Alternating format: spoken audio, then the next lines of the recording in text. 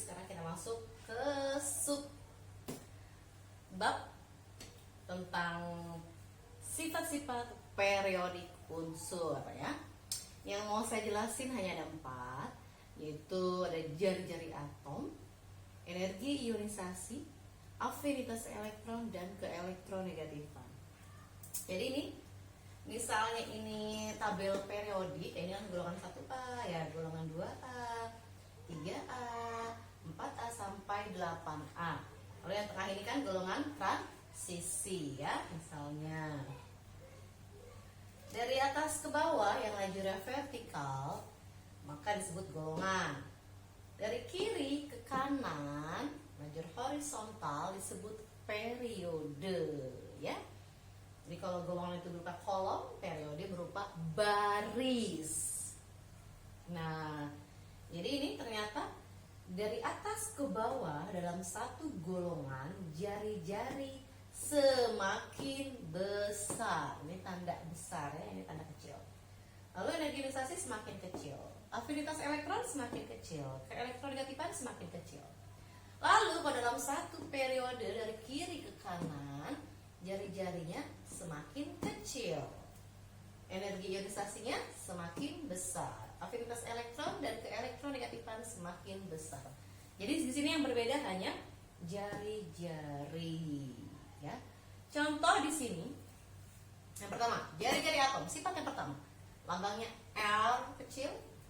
Jadi jari-jari atom itu jarak dari inti atom ke kulit terluar ya. Contoh yang dalam satu golongan dari atas ke bawah saya ambil adalah unsur litium dan unsur natrium. Litium dengan nomor atom 3, maka konfigurasi elektronnya Niels Bohr 21 sampai 2 kulit ya. Lalu natrium 11 281 menempati 3 kulit ya. Maka jari-jarinya antara Mi sama Na lebih besaran yang mana?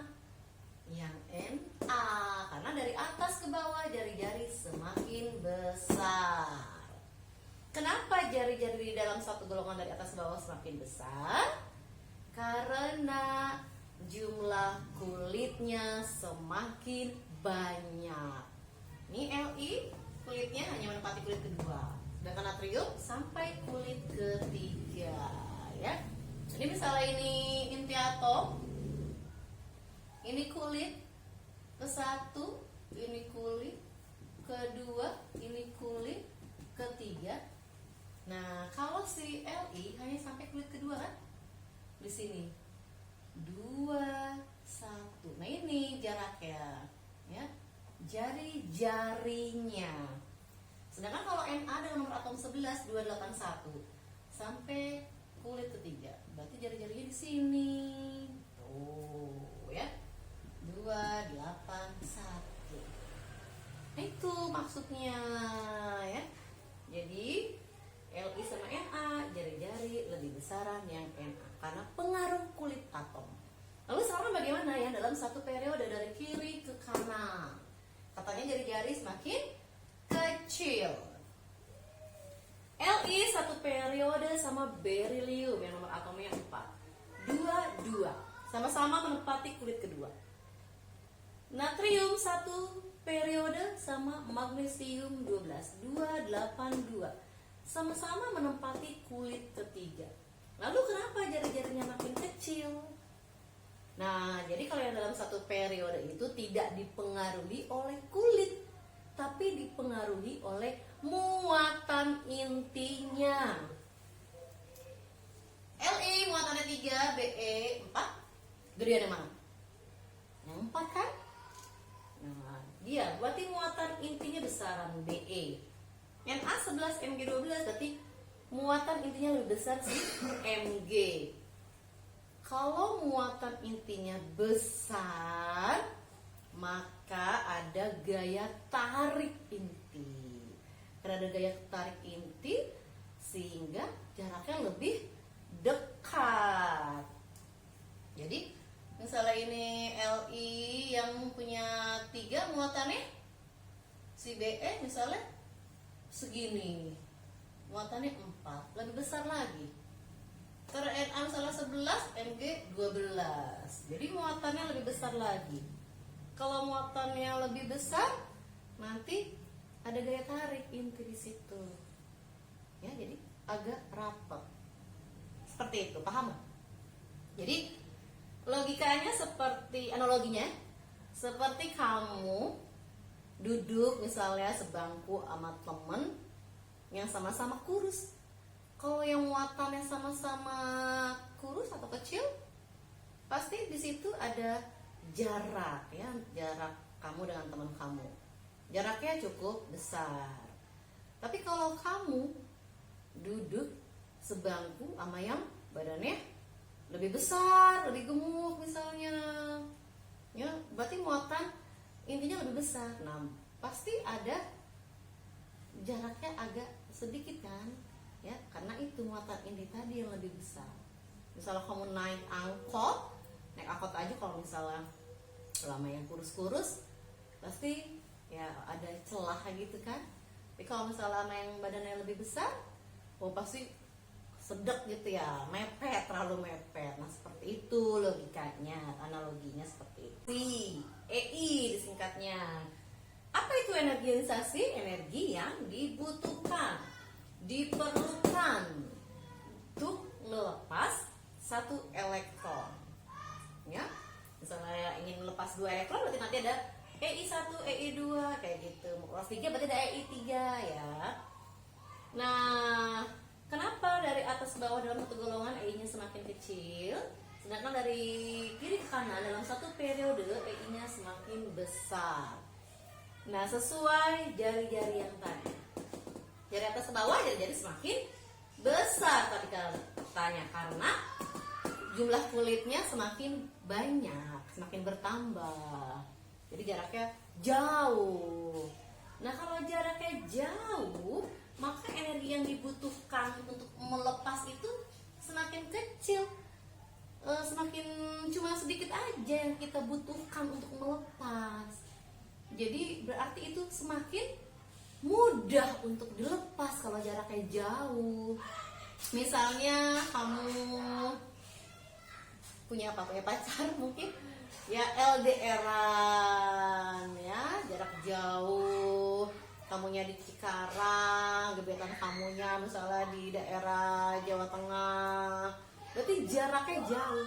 Nah, kalau jaraknya jauh itu untuk melepasnya itu biasanya gampang untuk dilepas, ya. Jadi karena mudah untuk dilepas, mudah untuk diputusinnya, berarti yang kamu butuhkan itu energinya hanya sedikit. Seperti itu. Lalu kalau dari kiri ke kanan jaraknya kecil, maka energi yang dibutuhkannya banyak atau besar. Nah, itu misalnya kamu jaga gebetannya satu sekolah, satu kelas, kan jaraknya dekat banget tuh ya. Nah, biasanya kalau untuk dilepas susah itu kalau yang udah dekat banget kayak begitu mah. Nah, jadi supaya dilepasnya energi yang kamu butuhkan itu besar. Ya, paham tuh ya? Harus paham lah. Lalu yang ketiga, affinitas elektron, kebalikan dari EI tadi, energi yang dilepaskan atau energi yang kamu keluarkan untuk menangkap elektron. Dari atas ke bawah sama ya, semakin kecil, dari kiri ke kanan semakin besar.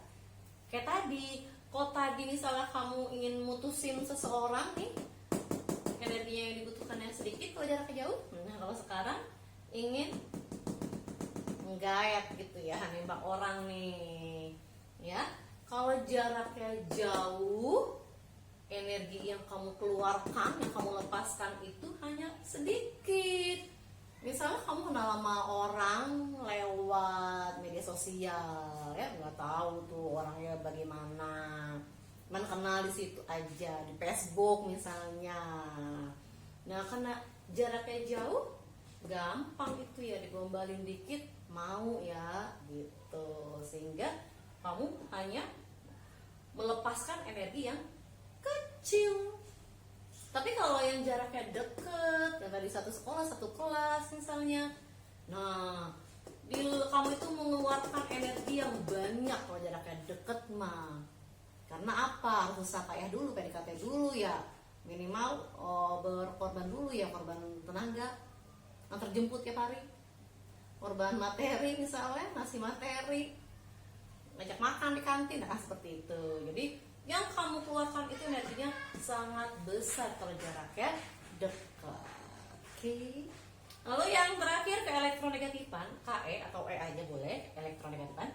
Kemampuan suatu atom untuk menarik elektron. Dari atas ke bawah, ke elektronegatifan semakin kecil. Dari kiri ke kanan, ke elektronegatifan semakin besar. Ya kenapa begitu? Udah ketahuan kalau di sini itu kan golongan 1A, golongan 2A, golongan yang positif deh mah. Ya, yang melepas. Tapi kalau yang di sini kan golongan 7A. Nah, dia yang golongan yang menarik-menarik tuh. Ya, golongan 5, 6, 7 menarik elektron. Tapi kalau golongan 8 tidak mempunyai harga ke elektronegatifan. Karena dia susunan elektronnya sudah stabil. Oke, udah berpasangan semua elektronnya. Jadi dia nggak bisa menarik elektron yang lain karena udah punya pasangan kayak gitu. Nanti saya jelasin lagi di ikatan kimia setelah ini selesai. Nah, jadi kemampuan suatu atom untuk menarik elektron yang kemampuan yang paling besar itu adalah golongan 7A. Oke, terima kasih. Assalamualaikum.